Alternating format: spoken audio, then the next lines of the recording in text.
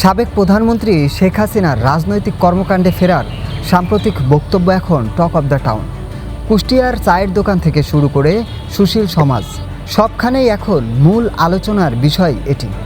বিষয়টিকে কেন্দ্র করে স্থানীয়দের মতে তৈরি হয়েছে ভিন্ন ভিন্ন প্রতিক্রিয়া। আমি আসলে কোনো রাজনৈতিক দলের সাথেও নাই। আমি যেটা মনে করি সেটা হচ্ছে দেশে দুটা শক্তিশালী পক্ষ থাকা দরকার। যখন আওয়ামী লীগ সরকার ক্ষমতায় ছিল বা শেখ হাসিনা ক্ষমতায় ছিল তখন কিন্তু দেশে কোনো বিরোধী দল ছিল না বলতে গেলেই চলে, যার কারণে দেশে অন্যায় অবিচার অনেক বেড়ে গিয়েছিল।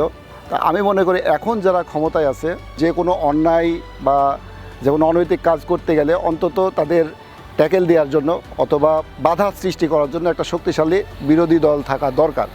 সেই হিসাবে আমি মনে করি যে শেখ হাসিনার দেশে আসা দরকার। দেখেন, বিগত 16-17 বছর তিনি রাজত্ব করে গেছেন। উনি ডিসেম্বরে কেন আসবেন? উনি এখনই কেন আসতে পারছে না? এখনই কেন নয়? আর ওনার যদি আসতেই হয় তাহলে উনি সেই প্রক্রিয়ার মাধ্যমেই আসুক, যে প্রক্রিয়াটা আমরা বাংলাদেশের শাসন ব্যবস্থা বা আইন ব্যবস্থার মধ্য দিয়ে হয়। আমার কোনো ভয় নেই, এই দেশের জন্যই আসলেই ভালো দেশের জন্য। কেন দেশে মানে আগেকার মতন নাই, আগে যেটা আমার চলাফেরা করে সেরকম নাই। সে যে শুধু দেশে খারাপ কাজ করে থেকে গেছে এমন কোনো কথা না, তার কিছু কিছু ভালো কর্ম যা রয়েছে, দেশে অনেক কিছু উন্নয়ন হয়েছে, রাস্তাঘাট। হ্যাঁ, তারপর একটা কথা কি, একটা মানুষের ভিতর ভালো মন্দ দুইটাই থাকে। সবাই তো আর ভালো কাজই যে করে যাবে এমন না, কিছু খারাপ কাজও তার মাধ্যমে ঘটে গেছে। তেমন করে সে আসলে আইন হিসাবে দেশের যে আইন শৃঙ্খলাটা ওইটা মেনে চলতে হবে, এমনকি তাকে হাত করে নিয়ে অবশ্যই বিচারটা হওয়ার দরকার আছে। ব্যবসায়ী, চাকুরিজীবী, পথচারীদের বড় একটি অংশের মতে দেশের এখন অস্থিতিশীলতা এড়িয়ে চলাই উচিত। ভারতে অবস্থানরত সাবেক প্রধানমন্ত্রী শেখ হাসিনার দেশে ফেরার মন্তব্যের পর দেশ জুড়ে শুরু হয়েছে তুমুল আলোচনা সমালোচনা। এর বাহিরেও নয়, কুষ্টিয়ার স্থানীয় বাসিন্দারা, বিভিন্ন শ্রেণী পেশার মানুষ এ নিয়ে কী ভাবছেন? প্রথমত, উনি যে বাংলাদেশে আসতে চাচ্ছে সেটা শুধুমাত্র একটা প্রোপাগান্ডা ছড়ানো আর বাংলাদেশকে অস্থিতিশীল একটা পরিবেশ তৈরি করা। তাছাড়া উনি যখন পালিয়ে যায় জুলাই গণ অভ্যুত্থানে, তখন কিন্তু ওনার নেতাকর্মীদের ছেড়ে উনি পালিয়ে গিয়েছিল। উনি এখন বলছে তাদের নেতাকর্মীদের নিয়ে তারা আত্মসমর্পণ করবে এবং তারা আইনি প্রক্রিয়ায় যাবে। তবে আমরা চাই তারা আইনি প্রক্রিয়ায় আসুক, কারণ তারা যেগুলো করছে সেগুলোর বিচার আমরা এই বাংলাদেশে দেখতে চাই এবং সেই রায় কার্যকর করুক।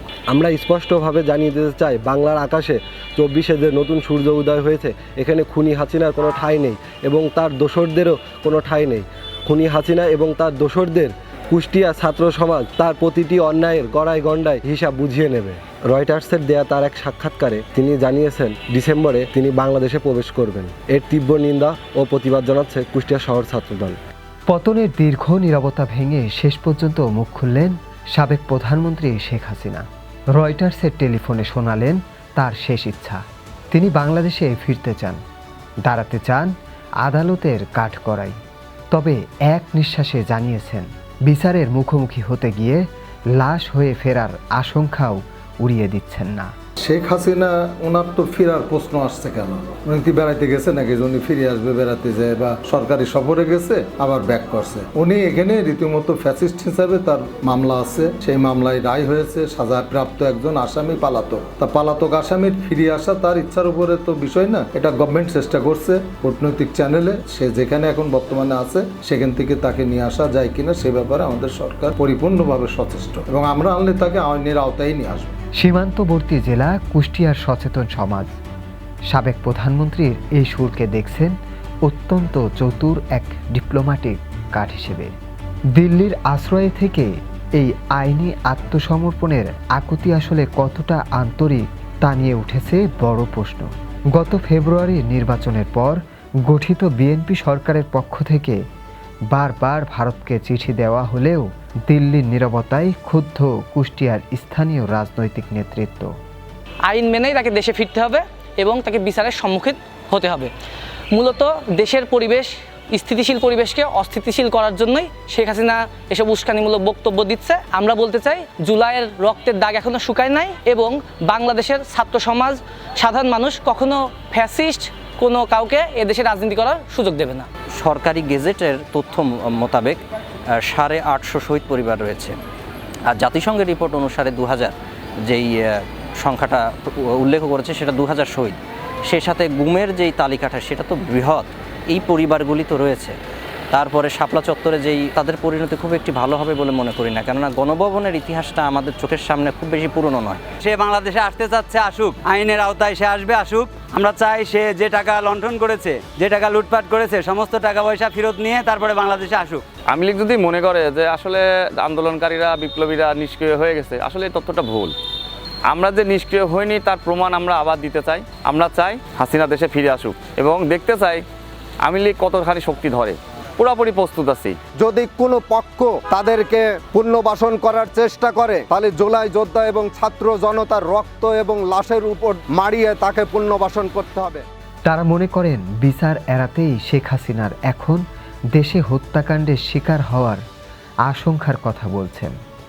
তবে সবচেয়ে জ্বলন্ত এবং আপোষহীন প্রতিক্রিয়া কুষ্টিয়ার ছাত্র সমাজের।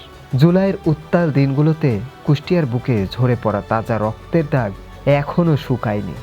আমার কত ভাই আত্মীয় স্বজনের রক্ত এখনো তার ঘ্রাণ আমি এখনো বুঝতে পারি।